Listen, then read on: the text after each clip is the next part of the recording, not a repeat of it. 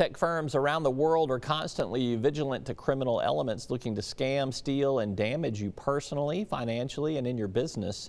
Fortunately, one of the top technology firms in the country is headquartered here in Arkansas. I caught up with John Burgess, CEO of Mainstream Technologies, to learn more about the latest. You have been at an aerospace conference. I won't ask you what the acronym is or how to define it all, but the state of Arkansas was there. A lot of companies from Arkansas were there representing the aerospace industry, which is huge in Arkansas. What was your purpose for being there, and kind of what were some of your takeaways from the conference? So our intent there was that in our cybersecurity unit, we provide consulting and managed cybersecurity services to Department of Defense contractors. Going back 4 or 5 years, the DoD has been rolling out new cybersecurity requirements for contractors. Originally, it was under the term NIST 800-171, but they kind of rebranded it and repackaged that as what they call CMMC, or the Cybersecurity Maturity Model Certification. So it's a set of controls that any DoD contractor dealing with controlled unclassified information, so not the top secret stuff or classified information, but generally anything kind of pertaining to a DoD manufacturing contract typically. So we consult with DoD contractors here in the state on this compliance requirement. So the show we were at with the contingent from the state was the NBAA, which is the National Business Aviation Association show. It's a huge trade show, and although business is in the title, there's a lot of manufacturers, especially here in Arkansas, that they have some private sector business, and they also have a significant part of their business that's DoD related. So we were there looking for opportunities. What is the threat that you help protect them from? Where do some of these cyber attacks come from? Is it dark web stuff? Is it foreign countries? Is it something domestic? Where do the biggest threats come from? What do you face? Well, specifically on the DoD contractors, generally they are concerned primarily about nation states, that are interested in obtaining some of our secrets, but on just a general cybersecurity basis, it's the nation states, but more commonly it's cyber criminals who are interested in ransomware or stealing identity theft type information, PII, that they can sell on the dark web. But then it also ranges, a lot of the work that we do ranges with what we call insider threats, which may be malicious acts by an employee, but can also be accidents. Someone accidentally sends an email with a file to the wrong person, or someone accidentally misconfigures a machine that leaves it exposed on the internet. So those are the kind of three broad categories we look at. How are some of the requirements changing, maybe over the last 12 months or so? This is a constantly evolving kind of space that you're in.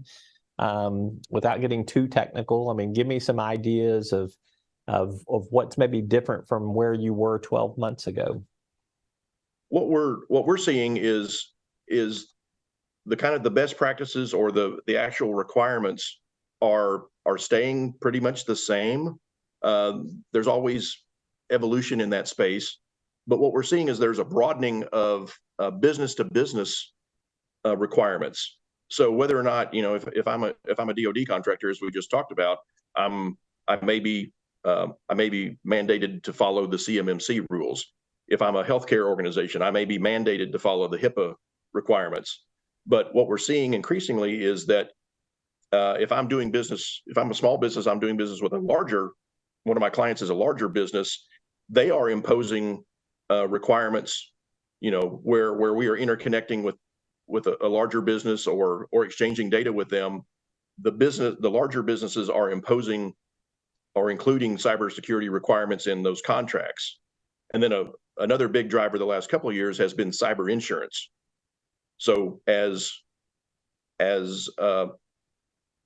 claims, from cyber incidents continue to show no signs of stopping, the cyber insurers are getting a lot more rigorous in their underwriting requirements, which include a lot more cybersecurity requirements for obtaining cyber insurance in the first place. This all sounds like it's expensive and will cost businesses more, which I think in turn trickles down to consumers who are buying products and services. What's your speculation on where things kind of go in the near future? Maybe not the long-term future, but the near future. Is this stuff that's going to show up in costs and price for consumers? It has to. And the sad reality is that this is just a net new cost of doing business. I've likened it before to the Chicago fire. So, before the Chicago fire, there were no building codes, or building codes were very spotty and very, very lax, and you could build a building relatively cheaply. It was literally made of matchsticks, and it was very liable to, there was a high risk of fire or loss from a fire. But after that fire, that was kind of a wake-up call. And over the years after the Chicago fire, you saw a lot more building codes come into existence, which greatly lessened the risk of fire or loss from fire, but also really increased the cost of, the minimum cost to build a building. And I kind of see this as the same thing. It's a new risk. There are new threats, and we are gradually seeing increased requirements and building codes effectively coming out that are, it's like I said, it's a net new cost of doing business, unfortunately. Last question for you. How does artificial intelligence perhaps play in this space? I would suggest that it probably provides some solutions, but it probably also creates new problems. Where's the balance? Yeah, it's a genie that's out of the bottle now. On the defender side, we're able to leverage AI to screen through massive amounts of data and find patterns of malicious activity or indicators of compromise, is the term we use in the industry. So it's able to really kind of really multiply the ability of a cybersecurity professional to keep an eye on things and to detect, like I said, malicious activity. However, on the other side, the cyber criminals and the nation states, they also understand AI, and they are constantly innovating and looking for ways to use it in their work. So what we see is we're seeing a higher quality of phishing emails. Used to that was one of the red flags was poor grammar in the phishing email that you would get. Well, now the bad guys are using AIs to write better, better constructed emails.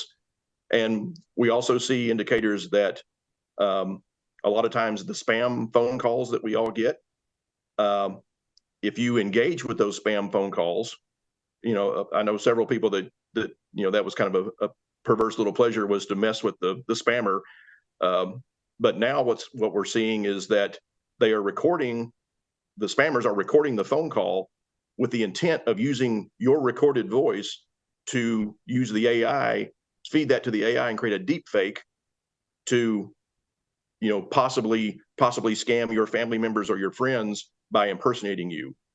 So there's fake images, that we've seen that in, the deep fake images, but we're also starting to see deep fake recordings and the increase of better grammar in the phishing emails. That's John Burgess, CEO of Mainstream Technologies. You can catch our full interview at talkbusiness.net. Back with final thoughts right after this.